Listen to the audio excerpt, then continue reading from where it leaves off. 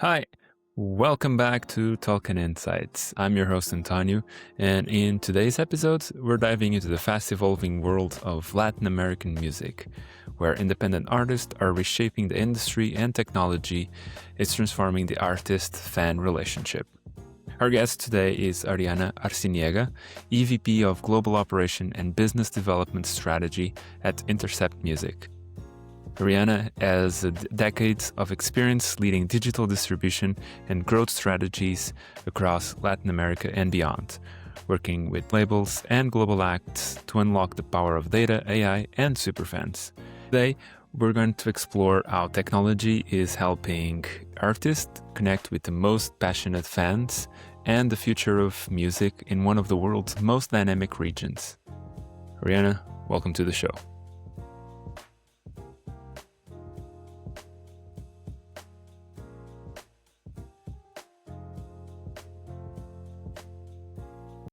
Well, Ariana, thank you so much for being here. Welcome to Talking Insights. And you work in a very specific, and this episode is about a very specific topic that I really enjoy, and it's very trendy at the moment, which is the growth of music and the music in Latin America and how it's growing and how data is helping that. And I want to start by asking this. Like over the past decades, Latin America has become one of the biggest music markets globally. What do you think it's driving like the rise of these independent artists and labels in this region? That question. I love that question. First of all, thank you for having me. And look, I think, I love that question because I like the fact that it all comes it's a natural evolution of something that was already happening, but we just didn't have the means. Okay, so let's remember like 20 years ago with our Rick Martin, that we all love, obviously, we just saw him. Yeah. I mean, he had a massive moment. I remember I was living in Bournemouth, small town in the UK, and people were playing La Vida Loca like at the club, Yeah. So we did have that moment. There were even all the Mexican names. I remember Titan, that was part of this of the soundtrack of a very important movie at the time. Like those movies from the Mexican directors. But my point is, it was happening. It's always been kind of happening. I mean, Gasolina, right? Do I need to say more? Like Daddy Yankees has always been massive, right? And again, everything that I'm saying, we saw it at the Super Bowl. So he was paying homage to everything that it was already happening.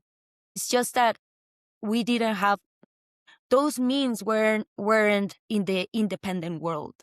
That was the main difference, that you had to be signed with a major. Like if I go to other example, the regional Mexican music, which is like the typical música mexicana, so to speak, it's so vast. There's so many subgenres. Like right now, as speak, someone is inventing a new one. So that type of music, you had to be signed with a label, and then sometimes not even the main label, that they had their own branch for you, like they put you in this world. So yeah, it was I think like they didn't have the means to do that. We didn't have the means to do that. So now with streaming, how now it's actually feasible. Now they have the means. Now they have the studios. They can actually self-produce and release the music and even be able to answer to the rapid need of the listeners to this music, because that's the other part. Latin Americans, we live in a world of music. We crave for more music. We're eager to listen to more music. Last year, I was in a conference in the Nordic country, and I was trying to explain them how everything was so calm in that city, and how I'm used to noise and music and sound. Yeah. It's just let's say there's a cultural thing. We finally had the means because mainly of streaming. Of course, there are other sources of revenue. I'm not saying they don't exist, but like streaming has been a really massive part of that.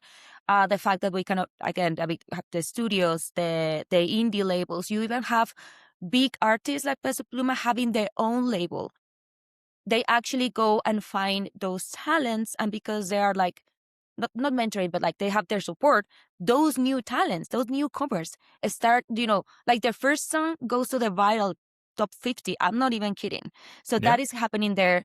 Again, like this is like, it's like a continuation on something that was already happened, but like it never stopped, right? Like it started from that level and then it became massive as you're seeing it now.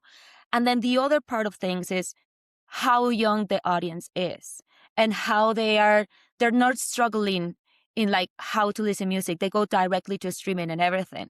So you have the cultural thing, you have like the movement, like now has the means. You have like how we love to collaborate amongst different type of music genres and countries, which you don't see in other territories because you don't have one language that is spoken in over 30 countries. As you can see, I can talk about this forever because there's so Yeah. many factors. Again, it's just Yeah. not, it's a social thing, it's a cultural thing. It's insane. And then even this, for example, Mexico, from where I'm from, it's always been the stepping stone if you want to reach regional recognition. Like if you come from Julio Iglesias, he came to Mexico. Shakira, she lived in Mexico City. That's just the way it is. And we actually were always listening to music that were Mexican music. Like over 80% they were Mexicans. It was in Spanish, but not Mexican, which is completely Yeah. different in Brazil. They auto-consume themselves. But then Mexicans start to listen to their own music because that music went to the US with the US diaspora. So that music start to have collaborations from a kid that was born in LA and the kid that was born in Guadalajara. They made a song together. The example is Eslabón Armado, Ella Baila Sola. They made a song together and that song is like, it came from the US, but it was actually Mexican already. Look, I can just be like this the whole time. But that point is Yeah. like, that's also part of the localization and the times that we're living.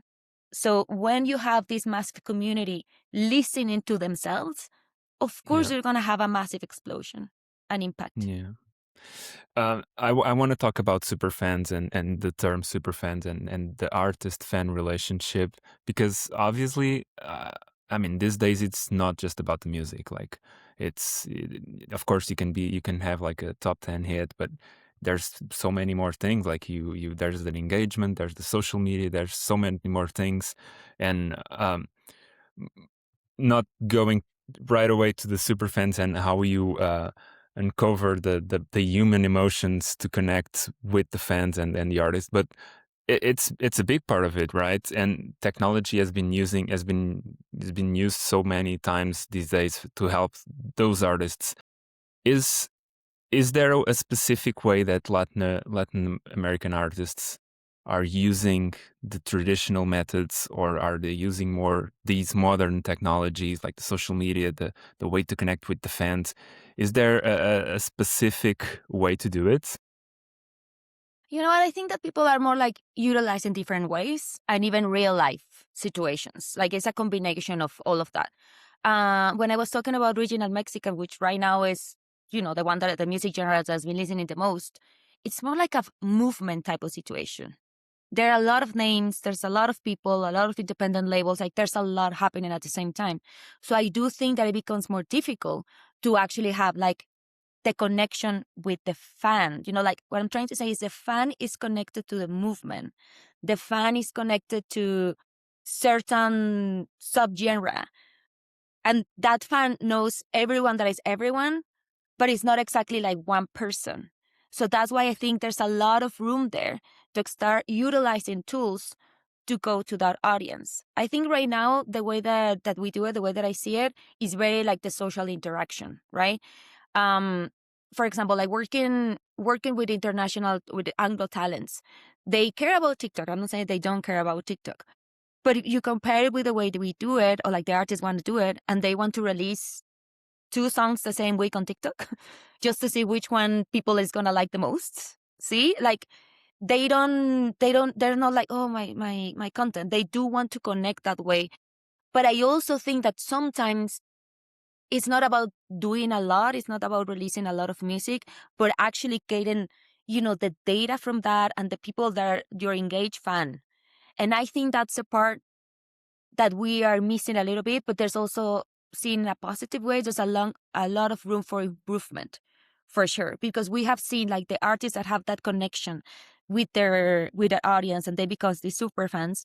They actually have a round business and sustainable careers, right? Yeah. So I Yeah. think I guess going back to this is I do see the artists here utilizing everything that is social to communicate with their fans. And for me, that's the base. You have to communicate with your fans in order to make them part of your in order to connect with your artistic identity, right? But I also think that because it's more like movements and like more people and creation of subgenres, we're lacking a bit of one-on-one contact. So that's why I also think that there's a lot of room for improvement from these artists to translate a unique message. I think it's good to be part of a movement, it's great, but we're still lacking the why am I different? Why you want to connect with me, okay?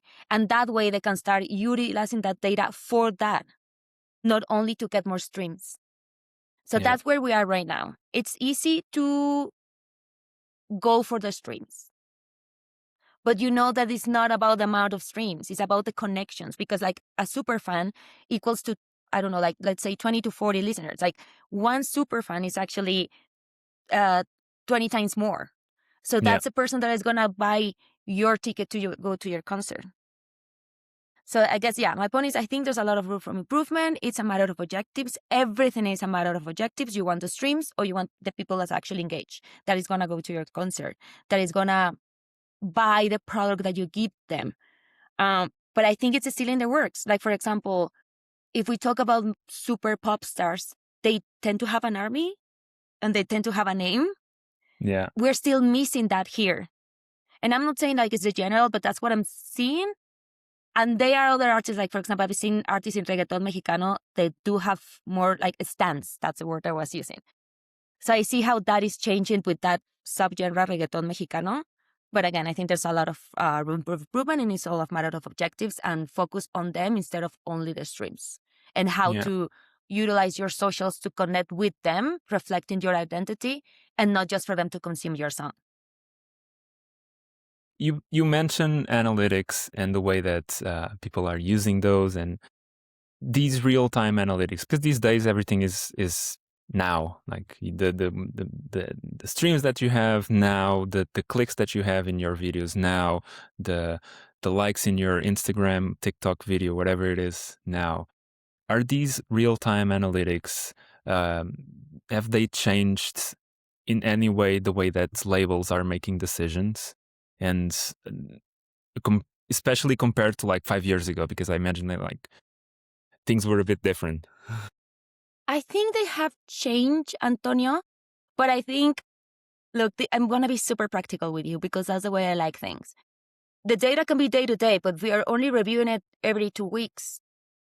You know what I'm saying? Like, we need to be more on top of that. I think at the end of the day is how are you actually putting into your day-to-day work to check into that data daily, okay? So sometimes I think the ones that understand like the nature of the human being, like we're like going around having meetings or like on Zoom calls or sending emails, and then we forget to do that side. And again, there's the people that actually work there, but we have the meetings every 2 weeks. So that's why we need like reminders of that. As easy as it sounds, that's how it's different. Like I've worked in companies where you even get the email and people are not looking into it. And I'm talking about the independent label owner.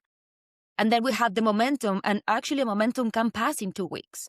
Or if you go to that momentum that was 2 weeks ago, maybe you get something good, but you're not translating those fans into a streaming, for example. If the momentum was on TikTok and 2 weeks happen, maybe you already lost it and you're just going to get more followers on TikTok, So it's as easy as, yes, the data is there. Yes, sometimes it's even like, super updated, but we're not looking into it as often as we should be doing. And yes, momentums are being lost the whole time. Not the whole time. I'm exaggerating that, but you know what I mean. But that's very interesting, because again, like when I'm doing this episode, when I'm meeting people, usually, as I told you, like in the beginning, like it's not usually from these more artistic fields. It's sometimes, products, things that you see in the supermarkets, where most of market research, or not most, but like a big part of the market research that we tend to have here. And that's data heavy. Like people, like they are constantly, there are teams and teams just looking at numbers and data.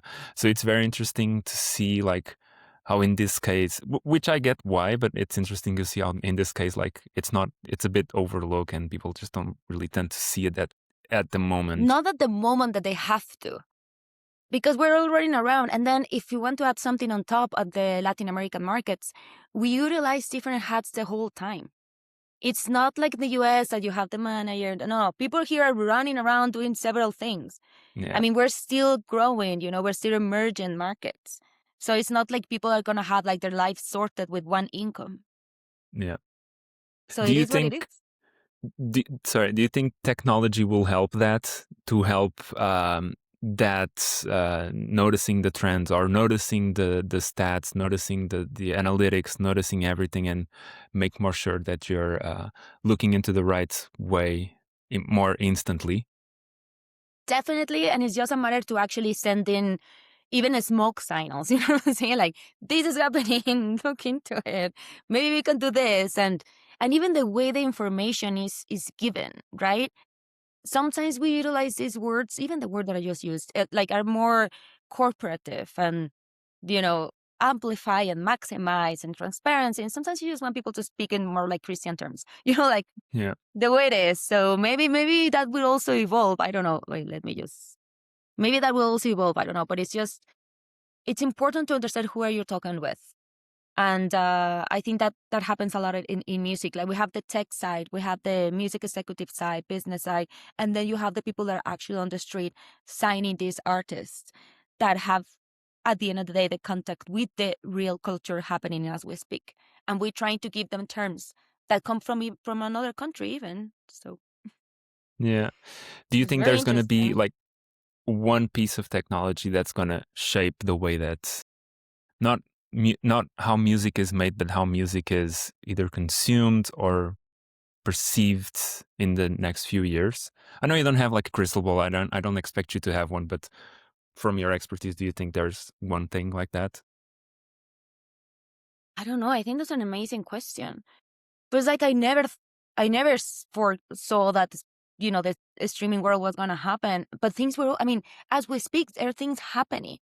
For example, like the fact that, it happened in Sweden. And I need to definitely listen to read the book or something. But because of everything, because the way their internet, they made changes on their internet. I know you know the words that I'm not finding, but my sister works on that in Mexican government, so that's why I knew this. No, I didn't even know them from like the book, but because my sister worked in that part here in Mexico, so that's how I understand that those changes in the way people receive internet in the Nordic countries is what actually made those changes and made it able for them to create these new platforms, right, to listen to music.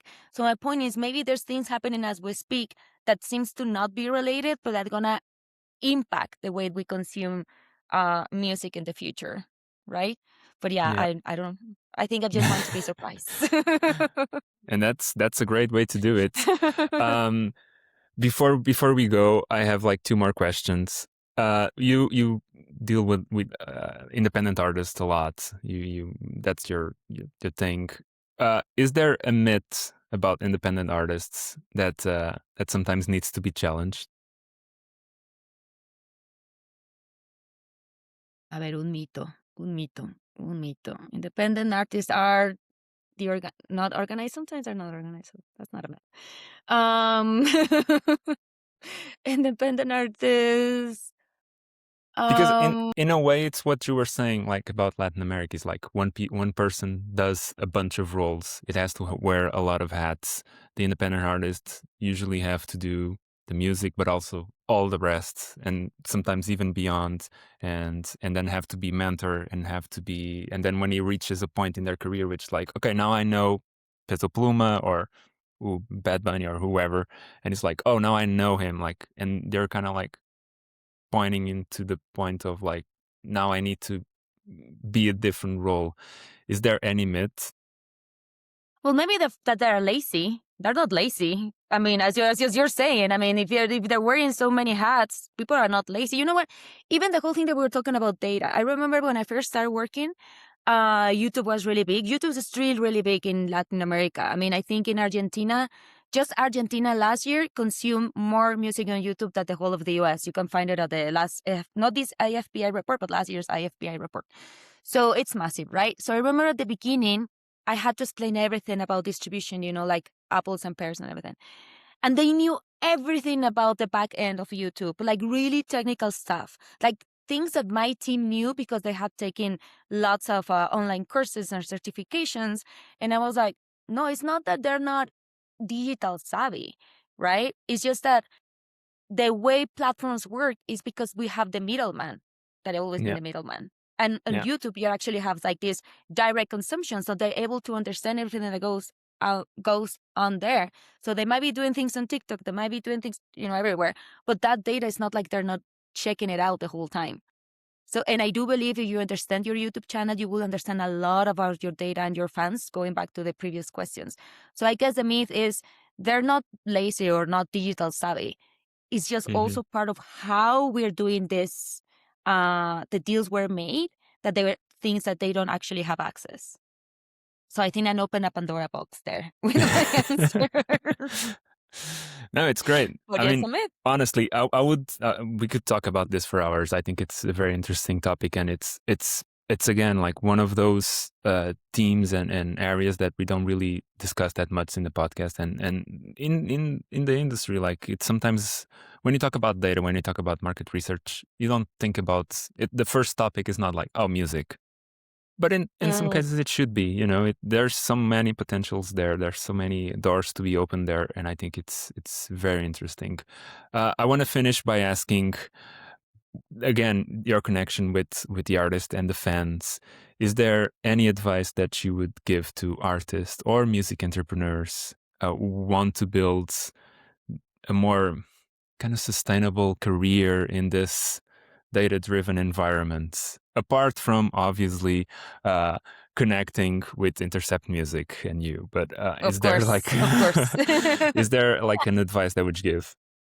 I think it's aligned with that. Look, I think the first part, and that's something I said to you, you have to find your artistic identity, where you stand for, like, I will say, don't feel like you don't have anything to say. Like, your background is unique, and that's something that you have to express.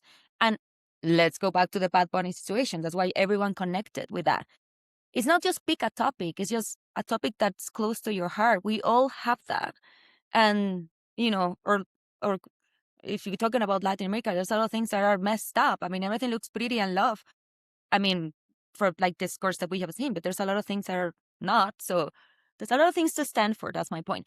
But then on the other side, and that's when the intercept part comes, is like, it's important I understand that you have to multitask, but it's also important to rely on people and to understand that you have a partnership to establish partnerships where everybody wins if they win, and if not, everyone lost. Like, that we're doing all of this, that we're working towards something. And I think the last one, objectives. For me, it's all about objectives. And this is what I include Superfans. You can have a song that is only for your Superfans, for people that love you. Other people are going to be like, this is not going to bring you a new audience. It doesn't matter. You can also have another song with a guy from another music genre or another country, or you know what I'm saying? Like, and then that is for you to, with a focus to have to amplify your audience. Or like, that's my point. Everything should and can have an objective. Yeah. So let's just remember that objectives and intentional music releasing. Yeah. Yeah. And that sometimes I agree. Like, I feel like sometimes people think about things about like it's a one size fits all, that one music or one song has to be for everyone. And if one person doesn't like it, it's not it. And I know that sometimes the artists tend to like don't understand that it's you have to go there and say like, look, it's fine. Like, there's one that didn't like, but there's like 500 that liked and loved it and are buying tickets for the concert. So it's fine. Like, Claro. just take whatever positive reinforcement you can have from that, or feedback that you can have, and then build from that. And I think with that, with what you're saying, we can talk about the data then, right? Yeah. To understand, like, exactly. It's not because, I mean, you saw not a lot of people like this song. Well, maybe the people that liked it are actually the people that are more engaged because they recognize your sound in a different way that the rest of like the most like mass population. So cater to those. Don't forget those. Check how that song actually gave you, if maybe it didn't give you enough stream, but like the conversion of new subscribers was interesting. Why? Yeah. So yeah. Yeah. It's all about new flows, new trajectories, and when you're trying to do something new, it's always a risk. I mean, I'm not an artist, I'm not a musician, but Oh, I me neither. know a lot of them, and I know that sometimes it reaches a point in your career which is like, okay, I just want to like try something new. I want to try a new instrument. I want to put some piano on my songs now. Never used it. Let's try it. And I think that's where data and analytics can help you, especially as an independent artist. 100%. Ariana, thank you so much for your time. Thank you so much for this conversation. Again, I would just stay here like another hour just talking about like the different artists and the different Latin American artists. Because again, like it's so booming. Everyone's talking about it these days, and I think it's so well deserved. Some of these artists Oh, thank that you. are now being recognized, and they have like 20, 30-year careers and are only now being recognized, and it makes total sense. They're great. And yeah, Ariana, thank you again. Thank you so much for your time. And yeah, thank you. Thank you so much, Antonio. And trust me, I'm the type of person that after 1 hour develops a new theory, but everything is theory. Okay, disclaimer. Yeah. Thank you so much. Have a All great right. rest of your evening. Okay. And that's all for today, folks. Talking Insights is a production of Research World and Esomar, bringing you the stories, voices, and ideas shaping the insights community around the world. If you'd like to be featured in a future episode, share your story, or learn more about sponsoring opportunities, send us an email at podcast@smr.org. And don't forget to like, follow, and subscribe wherever you listen to your podcasts. And join us next week for another great conversation. See ya.